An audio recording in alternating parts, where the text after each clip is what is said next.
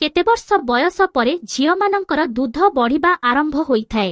ପୁଣି ଥରେ କେତେ ବର୍ଷ ବୟସ ପରେ ଝିଅମାନଙ୍କର ଦୁଧ ବଢିବା ଆରମ୍ଭ ହୋଇଥାଏ?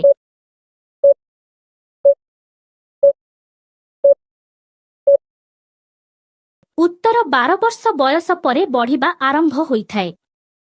ମହିଳା ଦାଣ୍ଡି ପଟେ ପେଲା ଖାଇବା ପୂର୍ବରୁ କୌଣ କରିବା ପାଇଁ କହିଥାଏ? ପୁଣି ଥରେ ମହିଳା ଦାଣ୍ଡି ପଟେ ପେଲା ଖାଇବା ପୂର୍ବରୁ କୌଣ କରିବା ପାଇଁ କହିଥାଏ?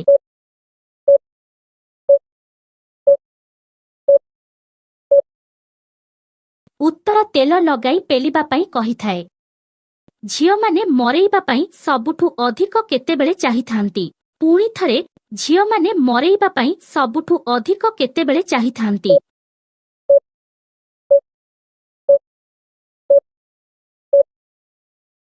ଉତ୍ତର ପିରିୟଡର 4 ଦିନ ପୂର୍ବରୁ ଚାହିଁଥାନ୍ତି। ମୋଟି ଝିଅମାନଙ୍କୁ ସବୁବେଳେ କେଉଁ ପୋଜିସନରେ କରିବା ଉଚିତ? ପୁଣି ଥରେ ମୋଟି ଝିଅମାନଙ୍କୁ ସବୁବେଳେ କେଉଁ ପୋଜିସନରେ କରିବା ଉଚିତ?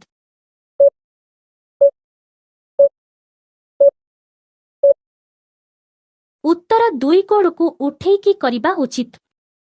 ଝିଅମାନେ ପେଲା ଖାଇବା ସମୟରେ ଦୁଧର ଭୁଣ୍ଡିକୁ ଚୁଷିବା ପାଇଁ କାହିଁକି କହିଥାନ୍ତି? ପୁଣି ଥରେ ଝିଅମାନେ ପେଲା ଖାଇବା ସମୟରେ ଦୁଧର ଭୁଣ୍ଡିକୁ ଚୁଷିବା ପାଇଁ କାହିଁକି କହିଥାନ୍ତି?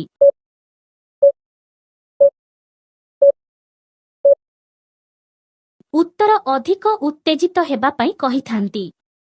ମହିଳା କେତେଥର ପେଲା ଖାଇବା ପରେ ସନ୍ତୁଷ୍ଟ ହୋଇଥାଏ? ପୁଣି ଥରେ ମହିଳା କେତେଥର ପେଲା ଖାଇବା ପରେ ସନ୍ତୁଷ୍ଟ ହୋଇଥାଏ?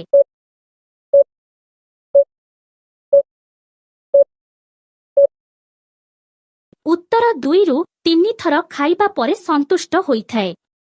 ଝିଅମାନଙ୍କୁ ପ୍ରଥମ ଥର କରିବା ବେଳେ ମଜା କାହିଁକି ଆସିନଥାଏ? ପୁଣି ଥରେ ଝିଅମାନଙ୍କୁ ପ୍ରଥମ ଥର କରିବା ବେଳେ ମଜା କାହିଁକି ଆସିନଥାଏ?